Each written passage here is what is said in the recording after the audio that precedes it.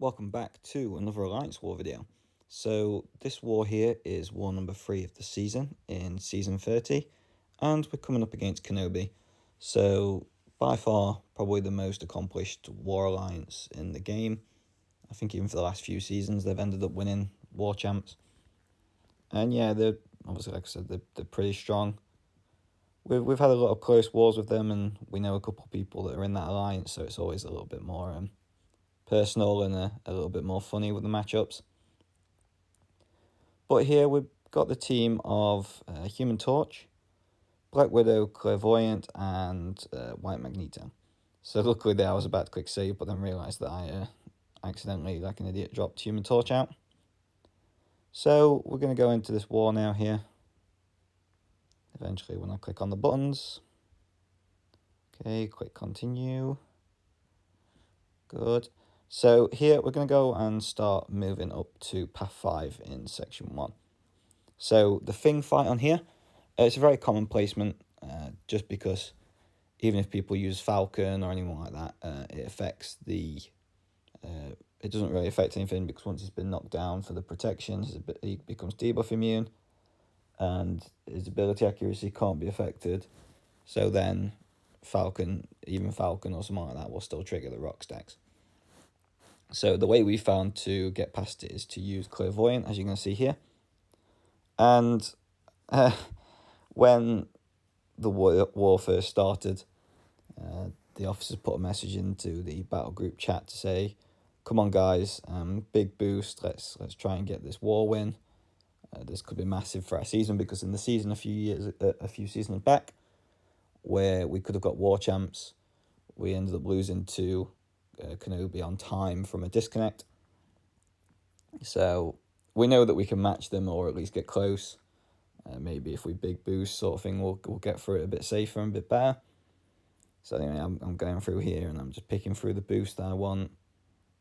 Put on an invulnerability because obviously the compensation packages are still flowing, and I know I still have some in the overflow. So I imagine other people must do as well. So with the White Magneto pre-fight here on Thing, what this enables you to do is once Clairvoyant has knocked him down, you can then still parry. So you don't need to worry about that. So Thing instantly starts with a heavy attack. When you're using Clairvoyant, you're going to want to leave her in the bleed phase, because that's the one that Thing is immune to. So you'll gain more power as the attacking champion using Clairvoyant. And also the fact that it will then control his rock stack. So as you can see, it's just not getting any whatsoever. So your plan is to wait until both protections fall off, and then use the special freeze. Because you've got 20 of the Clairvoyant charges, or you'll have 15 to 20 by this point, your special free will do a lot of damage, as you've just seen there. So that's now triggered the protection again because of how much damage it did. So we're just going to go back and do what we were doing before. Now I could punish them special ones with a heavy attack, but just decide it's not worth the risk. He won't go unblockable on his specials, well he shouldn't because of his rock stacks being low.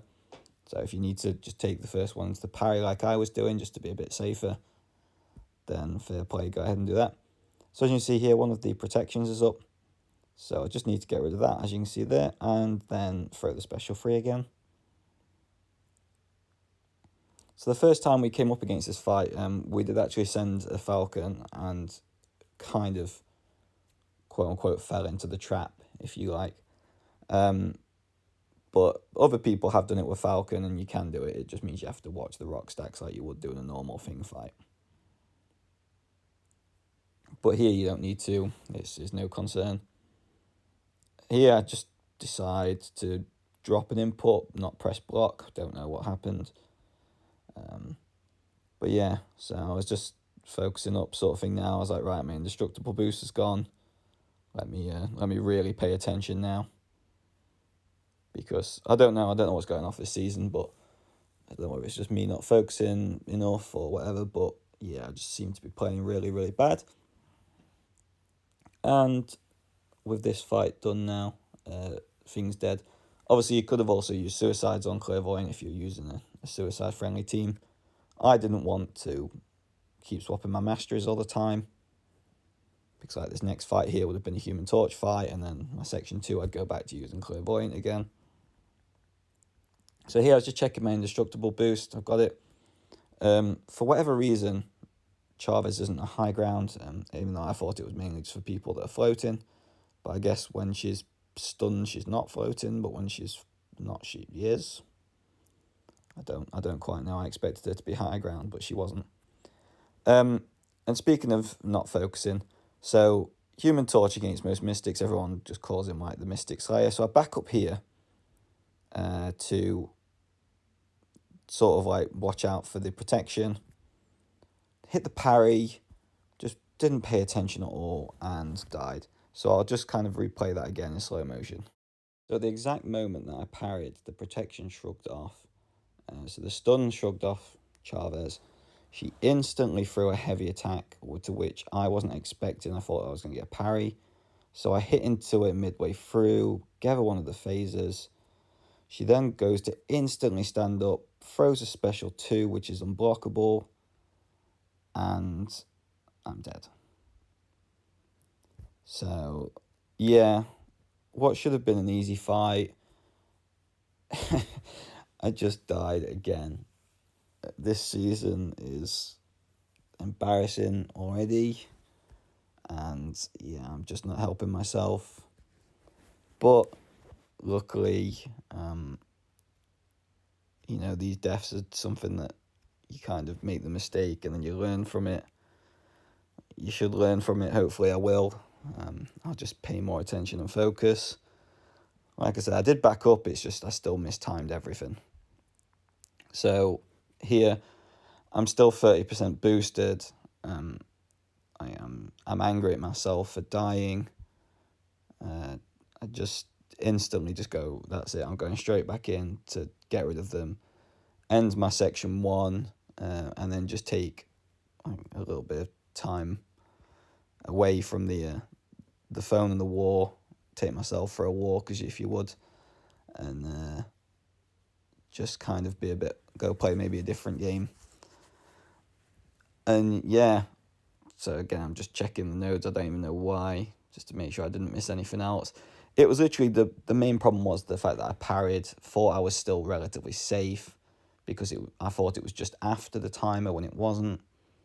I shouldn't have took the risk, but I then hit into the heavy attack, which is what caused the issue. So here we're just going to go into the fight now. And normally from Chavez I'd bait the special 1s, but she just kind of didn't want to throw it, so I was like, oh, the fight's going down. And as you can see there, it only took another 10 hits, and it would have took even less because I would have had the smolders from the first fight. So yeah, sad times. Died again really early in the war. Put the alliance and the battle group under a little bit of pressure, because that was the first death of the war between either alliance. So yeah, was a little bit sad. But then we come into section 2 here, and we have path 8 to do. So this one has a heal block, some mystic nullifying node that I can't quite remember the name of, to stop you being able to nullify them all the time. For this fight, using Clairvoyant, they're okay. They're a little bit longer. Probably should have used a 200% boost, but wasn't quite sure how much power I'd get back from using these set of champion boosts and the 12% mystic boost too. If I had suicides on, that may have also helped, because with it being heal block, most people wouldn't want to, but with a Clairvoyant, you could have just gone into the next phase and then got through it that way.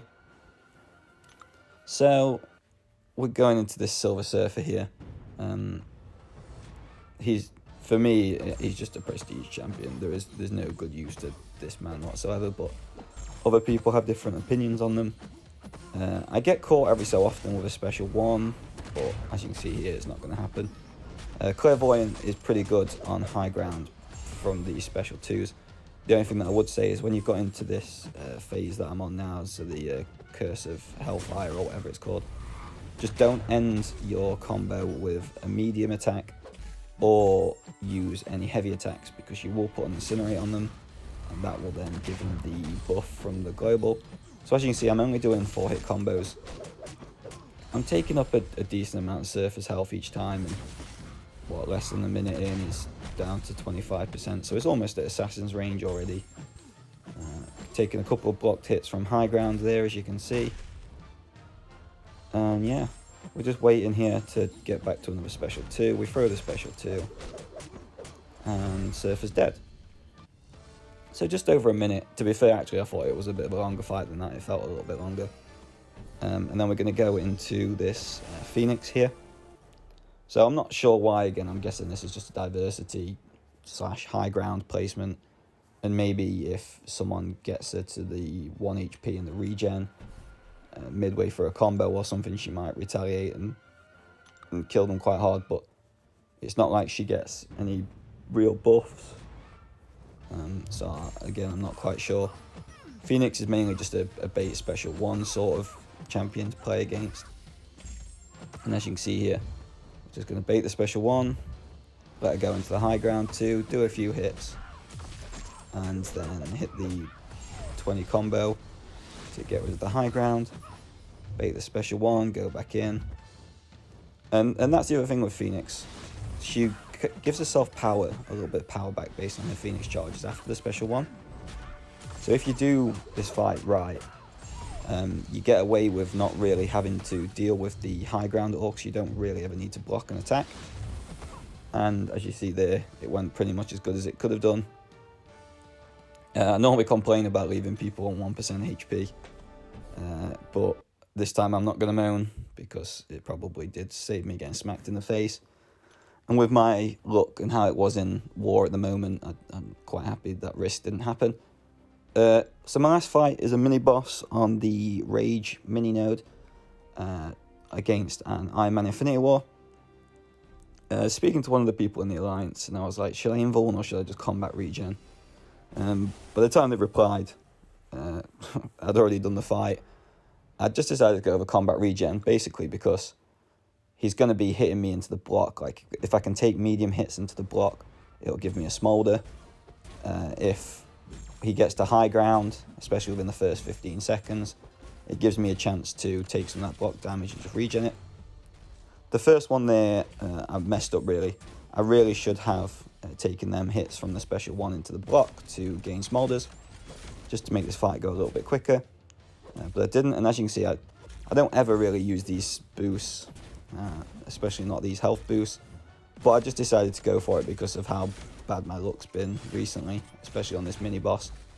And he's known to be quite a tough high ground defender, because if he starts going high with the armor ups, and then you can't hit them apart from heavy attacks, then the altitude charges could get quite high, and then you'll have to deal with it that way. So as you can see there is on 2. Luckily here, I'd get rid of 1. I see the high altitude's about to come back around again, so it's back to 2. So here, while he's got no armors, I'm going to do 5-hit combos now. It's not the most efficient way with Human Torch, but it does get rid of quite a few of the altitude charges quite quickly, as you can see. Here is in his 15%, so if I ever attack them, he'll get an armor up. I was just sat there waiting for the Nova Flames to run out and the armors to run out, just to see exactly how much damage it was doing per time. I decided that to throw a special 3, I know it's probably going to hit the rage cap, and it actually didn't, but it just meant that it was going to reapply these Nova Flames that, as you can see there, was doing 1200 damage per tick and ended up killing him. So we get through the war. Sadly, but nicely, obviously, there was one other person that died in the Alliance apart from me. But we did end up beating Kenobi. So, yeah, great result. My streak of dying early and beating these people carries on. Thank you to the Alliance for carrying me on the back, and good luck to Kenobi.